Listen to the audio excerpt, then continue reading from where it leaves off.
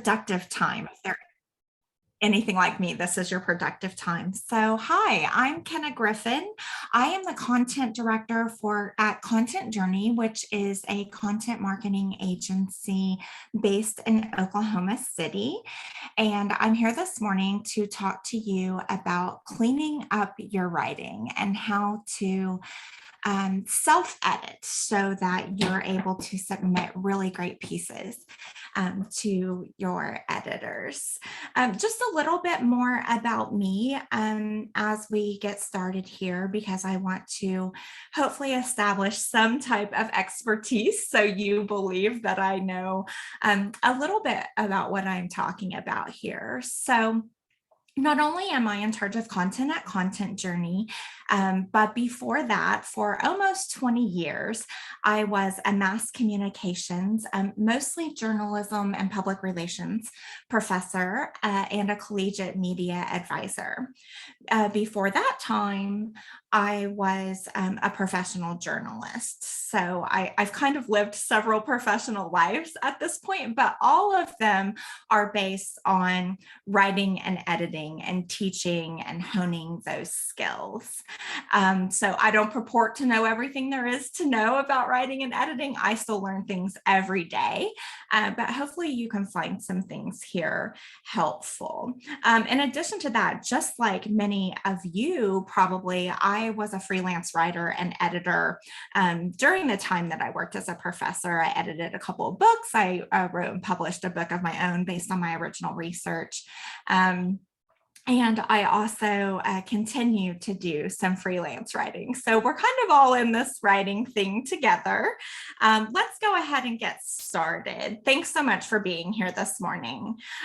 If I were editing this slide, Easy Reading is Damn Hard Writing by Nathaniel Hawthorne, I would first of all make sure that Nathaniel Hawthorne actually said this, because I have some questions, but we're just going to go with it for this purpose. Because if you're a writer, you know that this is real. Some days the writing is really easy. I mean, you just sit down at the computer and you get in this flow state like really quickly, and it seems like it's all coming together. But those days, unfortunately, are a little bit few and far between. Most days, it's kind of painful.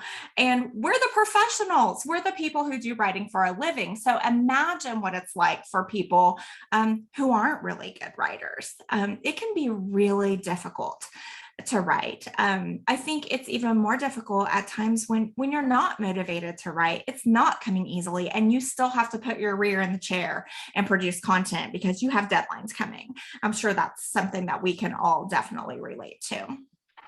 So what you're going to learn from me today, first of all, I want to go over some little writing errors to watch out for. There are lots of little things that we do, whether we learned these bad habits along the way or we've picked them up. But there are lots of little things that if you watch for these, if you go back and purposely look for these things in your content after you're finished, it will make a huge difference in your writing immediately. Then I want to talk about the two types of editing and why both of them are really crucial, because chances are you might not be fully embracing them or fully doing both of them. And then finally, it's really difficult to edit your own writing. And we're going to talk more about that and why it's so difficult. But I also want to talk to you about how to get better at that and how to be able to submit work to your editors that is really high quality and quite stellar. So why do we want to do that, right? Why is it so important that we're able to edit our own writing? Like, that's what we have an editor for, right? Yes. Also, you want to provide the very best possible content, and you want to do that for yourself, right? And for your own professional reputation. But you also want to do that for your editor, right? The people who you're writing for your clients, and of course for your audience. If you submit really clean work, you will have steady work. People will tell others about you who are looking for writers or looking for editors, and they'll hire you. You will probably have more work than you can take on. You may even have to say no to some freelance assignments because you'll be reliable and your work will be high quality. You will make your editor smile instead of frown, which is always a positive thing. And you will recognize your work when you see it. I think this might be the most critical aspect of this. There is just nothing more deflating than seeing a piece that you wrote and you can hardly recognize it because it's been edited and changed so much. And even if it doesn't have your name on it, you still feel like you've done it wrong, right? You didn't do it well. And we all want to do a good job with our writing, and we all feel personally connected to our writing. So the cleaner your writing is, the less it's changed, and the more you see things in print or online published somewhere that are what you wrote, and it just feels really good. So writing is easy. All you have to do is just cross out all the wrong words. And I think that's true. It sounds really simple when you put it like this. The problem is the first thing you have to do is figure out what the wrong words are. And that's not necessarily a simple thing to do.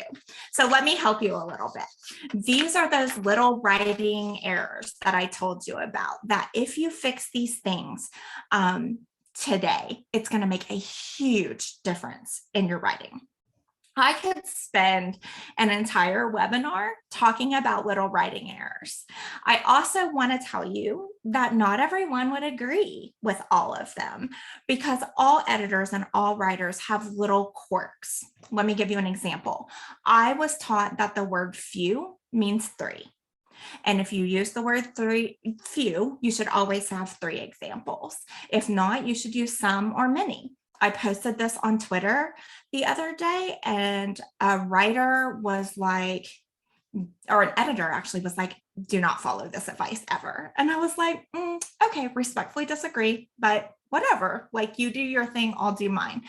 So there are things that people disagree with, of course, and everyone has their own style. So what I did here is I tried to say, what are some of the common ones that we're all going to agree with that make a big, big difference, right?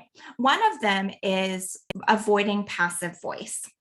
The very best way for you to always avoid passive voice is to write in subject, verb, object order. So if you write subject, verb, object in every sentence structure, it will be active. Now, you might think that sounds really boring if you always write in the same structure, but it's not. And the reason it's not is because you choose really good subjects, verbs, and objects, right? You choose great words. And then when you choose great active words and you write them in active voice, your sentence is automatically more engaging. You can feel the sentence instead of just reading it. The second thing is that we all have habit words, words that we just sprinkle through our writing that we don't really need. Different people have different habit words, so you kind of have to identify what yours is. A really common habit word is that. That used to be one of my habit words. In fact, I submitted in my high school journalism class, this is how I learned that this was one of my habit words. I submitted a piece that had the word that in it 36 times, a news story with the word that in it 36 times. So I learned to go through my writing when I'm done and purposely remove the word that every time I can remove it. Some others that are really common: very. You don't need the word very, just use a strong verb. Literally. Literally is one of the habit words just in our speaking now, and it means that thing is actually happening. So usually you don't need it. One of my writers' favorites is important. So they have to hear me say a lot, if everything is important, nothing is, right? And is there another word we can use? So is this vital? Is it crucial? Is it critical? If it's none of those things, is it really important? Let's try to vary the words that we use, get rid of them when we can. Look-alike words, words that look kind of the same and they're both correct. So spell check won't catch them, but they mean totally different things. And one that's super annoying is loose and lose, right? And you've all seen that in people's writing. So you just have to watch for those and make sure you're using the words that you intend to use. Smart words or phrases, things that are like industry speak. Just remember that you're not writing for scholars, right? You're writing for the average person who has Googled something, who has a problem, who wants you to help them with an answer. Circle back is one of those sort of trendy business speak phrases right now. Oftentimes there are lists of these. You'll see lists of these online where people are like, words I hate, and then they'll start to list them. A lot of times you can say this thing in just a more average way, to get back to the person. I'm going to get back with you on that, or I'll come back to you on that. Think about the fact that the average reader reads and writes on an 8th grade level. So you want to make sure that you're writing for a common person. If you can't, in journalism, we use the phrase dumb it down. It's probably not very nice, but if you can't make your writing simple enough for the average person to understand it, then you don't understand it well enough. And you need to do some research and dig in further. Now, I do understand that we do write for different audiences, and certainly you want to fit the audience you're writing for. But in general, you're going to write for about an 8th grade audience, just the average person.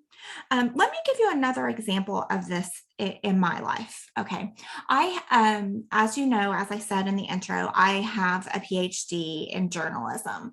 I studied journalism and emotional trauma. So in my research, we often talk about negative emotional affect, and affect is spelled AFFECT. Right. So if I were writing a blog post and I wrote about negative emotional affect, people might look at that and think that it was incorrect, right? That I had used the wrong word. And instead of potentially confusing them or making them pause or making them read it twice, I could easily say something about negative emotions or hurtful emotions or harmful emotions or a negative emotional response to something. Like, there are easier ways to say that so that the average person understands it. We're not trying to sound smart. We're trying to be easily understood. Flipping clauses. When I talk about flipping a clause, basically what I mean is any clause at the beginning of a sentence that has a comma after it, just flip that sentence. If you flip that sentence, you'll make it more active. Also, those clauses sort of weigh down the reader, right? We're always waiting for the verb. We're always waiting for what happened in the sentence. So think about just, a simple sentence that has a subordinate clause at the beginning of it can look really long, say, on my phone, which is where most people are reading. So use simple sentences, no colons or semicolons, just avoid those in general. I never want to say never, because there are always justifications and reasons for using a colon or a semicolon, but in general, just use periods, use short, simple sentences. Again, thinking about the fact that most of us are reading on this, and most of us are reading while we're doing other things. Very few of us sit down with our phones, although we spend a great deal of time doing this. Very few of us sit down and think, wow, I'm going to sit here and read on my phone for an hour.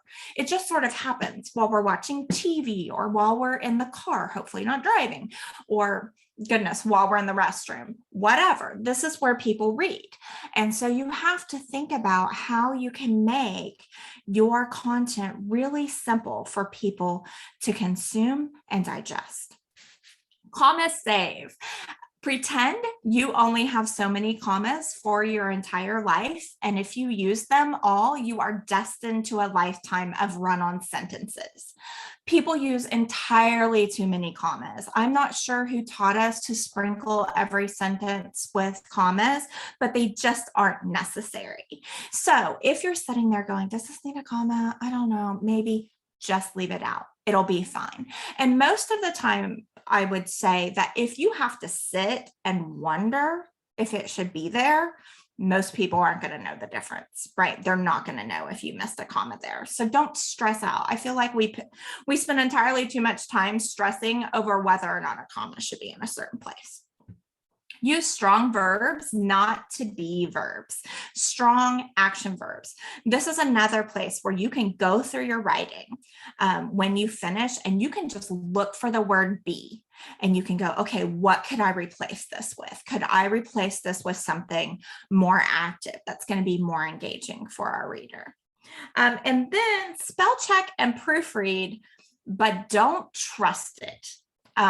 So there is no tool created yet that can proofread as well as a human with knowledge can. Okay, so I absolutely want you to use spell checker.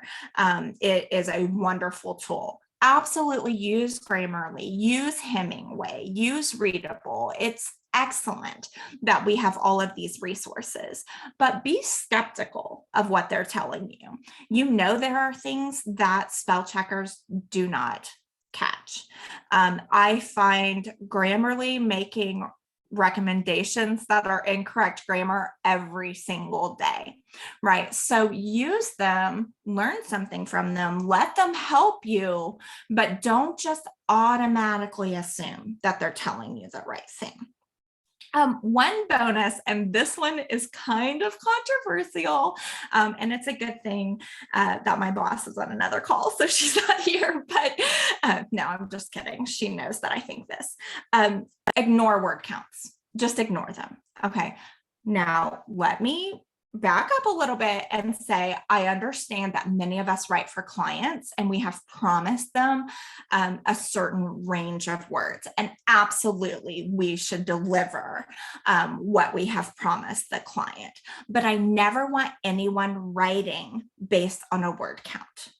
Write what needs to be written. Write what the person who's reading it needs to know. Think about what they need, why they're asking this question, what information serves them, and write that. Don't think about how many words I need to write, because what happens is if you start thinking about the number of words, you start cramming a bunch of stuff in your writing that it doesn't need. You're just junking it up. Okay, so instead, I want you to pretend like every word costs you $1 and save your money. Make those words earn their right on the page. Make them worth reading. If you finish your piece and you have polished it and it is gorgeous and those words are powerful and worthwhile, and then you find out you're 200 words short, then you need to go, what is this piece missing? And you need to add graphs of valuable information, not sprinkle it with a bunch of adjectives, right? So I understand word counts are a necessary part, especially of the marketing industry. Coming from journalism, you can see why I'm not a great fan of them. But more importantly, I just want you to make sure that the words you use have value, because otherwise you're just trying to fill up the internet, right? And nobody needs any more junk on there. So when we think about editing, this is a little bit tongue-in-cheek, but this is kind of, what people think editing is. They think it's fixing grammar and like making sure words are spelled correctly. And certainly that is part of it, right? And a pretty important part of it. But what editing actually is not only fixing grammar and spelling words correctly, but using the correct words, ensuring accuracy, reflecting the proper tone of voice, correcting sentence structure, avoiding holes, and making sure that information isn't missing. And I could go on and on. This is just a very small list. Chances are when you're looking at your writing, and let's say, hopefully, if you're in marketing, you're writing from a brief, right? So you write from the brief, you complete the brief, and then you do those things that you know you need to do. You make sure you use the right grammar, you make sure you spelled everything correctly, and you send it on. But there's this whole other side of things that really makes a difference, that you aren't even doing for your writing. You're sort of just taking that brief and you're not even necessarily looking at it that critically, right? And thinking more important than the brief, more important than the assignment. What does the reader need? What does the person on the other side of the screen need from this piece? So when we're thinking about that, that introduces us to this concept of the two different types of editing. So the micro editing, that's the details, that's the grammar, that's the spelling, that's the sentence structure. That's the part that people really think editors do. The macro editing is the big picture. This is the part that people usually don't think about. But macro is the reason that all good writing deserves good editing. An excellent piece of writing is going to be credible, it's going to be authoritative, it's going to get attention because it has both micro and macro editing. No piece of writing is going to be excellent, can possibly be excellent without both. And all writing should be edited. I have had situations in the past where people have told me that their writing would not be edited. And that I even had a student tell me that once. And that does not go over well with me because all editing deserves, or I'm sorry, all writing deserves really great editing. And it's not about your ego. It's not about your writing. It's not about you at all. It's about what the person on the other end, the reader, deserves and expects. So there's no one that's above editing. There's no one who shouldn't have these two types of editing done to everything that they write. And again, it's not about you. It's not about what a great writer you are. We could argue that Stephen King is one of the most active and prolific writers, even though I don't love his genre. He certainly is. He has a staff of editors. Of course he does, right? Everyone can be edited and should be. So we talked about micro things and things that you can do to improve your writing. Let's talk about the macro editing. What are we looking for here? What does this mean? And this is where editing becomes a little bit of an art, right? With micro editing, things are either right or not. But with macro editing, it's more about, do I think that this is fulfilling this purpose? Can I show where it's fulfilling this purpose? And there's more than one way to do that, right, with any piece. So macro editing means that the piece is reader-centered. It serves the readers and, of course, the client when you're writing for a client's best interest. And that includes thinking about search intent. What was this person looking for when they came to this piece, right? What keywords did they search on Google? What question did they have? And is this piece answering that? Is it serving them? Because ultimately that's what we're trying to do, right? We're trying to help people. Is it readable? Can the reader understand it? Have I made it simple enough that they can understand what I'm trying to say and what to do next, right? So my ice machine stopped working in my refrigerator. Maybe, I mean, refrigerators are expensive. We know this. So we Google it to see how can we repair that? What are we looking for? We're looking for a guide. We're looking for a how-to. We're looking for step-by-step and do this, then do this, then do this. If none of that works, do this, right? So we're looking for explanation and we want it to be simple. And then is all of the information accurate? These aren't in order, by the way, necessarily. We always want the information to be correct. If you don't macro edit and master macro editing, your copy will never really be yours. it will always be heavily edited because it's not accomplishing the goals that it needs to accomplish. And again, there's just nothing more frustrating as a writer than to see really heavy editing of one of your pieces, because it makes you feel like you're doing it wrong and you might not necessarily know why. And you're never going to be a great writer if you don't work consistently toward becoming a great editor, because you can't be one and not the other. They have to go together. So let's talk about this. How do we edit our writing then? There are 3 steps that you always take when you edit a piece. You always follow these 3 steps. I know we love it when we hear that things are constant. So 3 steps for editing. The first thing you always do is read the entire piece, even if it's your own work, right? Read it all the way through. Take it in its entirety before you start making any revisions. You need to really understand what's there. Then you edit. Start with macro. The reason you start with macro is because you may add sections, you may move sections, you may rewrite entire sections. So you may make some pretty major changes at the macro level. So start with macro, then move into micro and align editing once you're finished with all of your macro editing. And then finally, this is a critical step, and we have a tendency to get lazy and not do this, but you can't. You have to reread the piece. You never want to insert an error or miss something important. Never, ever, ever write and send it straight to your editor. It's lazy, it's disrespectful of your editor's time. It sends a message that you don't care about your writing. It's your responsibility to make the piece as clean as possible when you send it to the editor. And you want that, right? You want that reputation as a professional writer. That being said, please understand that your editor does not expect your copy to be perfect. Your editor's copy is not perfect. Your editor has editors too, right? So we know that there are going to be mistakes, but it's our job to polish writing. It's not our job to rewrite, to restructure, to fill holes, right? We want all of that to already be there when we get it. So I just love being a writer, but gosh, the paperwork. And that's what the editing sometimes feels like, right?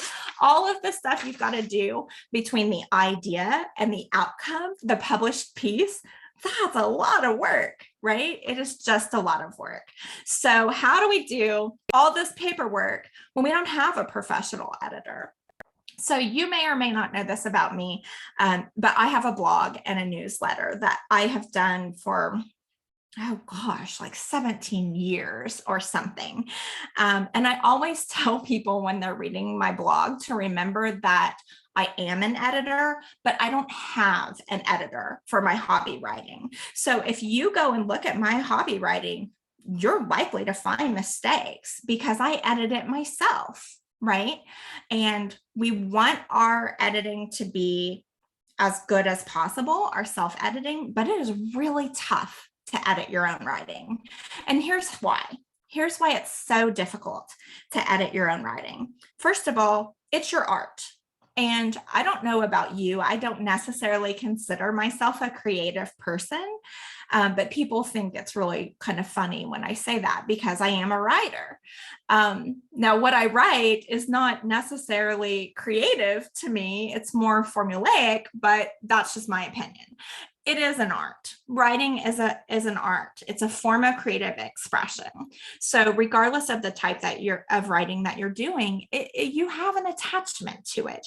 You are really unlikely to kill your darlings. Like it's painful. It's in your heart, you may know like this certain section is just off. There's something wrong with it. But it's really tough to cut it. It's tough to slice and dice your own work. So you might just be a little bit too attached to it to make those changes. Also, you're too close to it. You know what you meant to write. You know what you mean, so you can read right over those errors. It's so simple to do. And then one of these things that we talk about a lot at Content Journey, you're human and humans make mistakes. Like we're just flawed people who make errors. So you're going to make mistakes and you don't necessarily know what you don't know. For example, I went years without knowing that there are spaces on either side of an M dash. And I thought I was doing it right without spaces. And then one day, a fellow journalist was looking at something that I had written and said, "You don't put spaces on either side of your M dashes. I'm pretty sure there are supposed to be spaces." And I was like, "Really?" And so we looked it up in the AP style book, and sure enough, there are supposed to be spaces on either side of the M dash. So you can have things you think you're doing right and have been doing consistently for years, and then learn that's not the way that it's done. So it is really challenging to edit your own writing. And like I said in the promotion for this webinar, the easiest way to find a mistake in your writing is to publish, send the email, whatever, post on social. It's always the Twitter post that gets shared the most, the one that you have a typo in. It's embarrassing, right? So how do you do this then? How do you edit your own writing? Here are some tips that I've learned through the years on how to get better at editing your own writing. Like I said, I'm not perfect at editing my own writing either. So I just want to throw these out there as ways that you can really improve. First of all, just write. Do not edit as you write. If you try to edit as you write, you will write 5 sentences and delete 3. You will get frustrated. You will never get anywhere. You can't edit nothing. So just sit down and write it. Get it all out there. Anne Hanley calls that the shitty first draft, or I'm sorry, that's Anne Lamott. Shitty first draft. Just get it out there, get it on paper. It's okay if it's terrible. Like, give yourself permission for it to be bad. Just write. Then step away. This is probably my best advice for editing yourself. I love to step away for 24 hours or more if I can.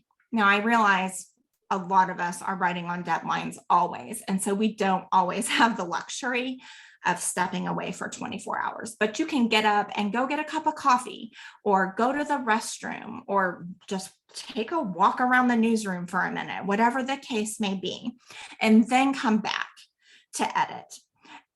Changing the format or changing your location makes a huge difference. So when I write and edit myself, I often print my writing and then leave my office and go to a different space. Sometimes I even just stand at the kitchen counter and edit it with a red pen. I edit my own writing with a red pen. Read it out loud. This is another great trick. I think that all of my dogs should probably have to sign NDAs for our clients because when I'm doing quality control, I sit in my office and read out loud all morning. Basically, I read everything out loud because you will stumble over things. You will find errors that you've been reading over. But if you read it out loud, and even if the sentence is accurate, but you're sort of stumbling over reading it, you need to rewrite it because that means that other people are going to have a problem reading it too. As always, read the entire piece, then macro edit. If in doubt, when you're macro editing, if something just doesn't set right, if it sets off alarm bells, if you think, I'm not exactly sure that's what that means, you got to research it. Look it up, phone a friend, ask the writer. You can do that if it's not you. If it is you, you can't ask you. Or write around it. We writers write around stuff all the time. There is nothing wrong with writing around something that you just aren't certain of. Then micro edit, and never be lazy when you micro edit. If you don't know if a word is correct, if you don't know if a sentence structure is correct, you need to look it up. Again, you need to ask someone, you need to run it through a tool, you need to write around it. But good editors never just sort of shrug and go, it's probably right. and move on. You have to look for the thing because you're the last line of defense between the writer and the reader. So it's your obligation to get it right for them.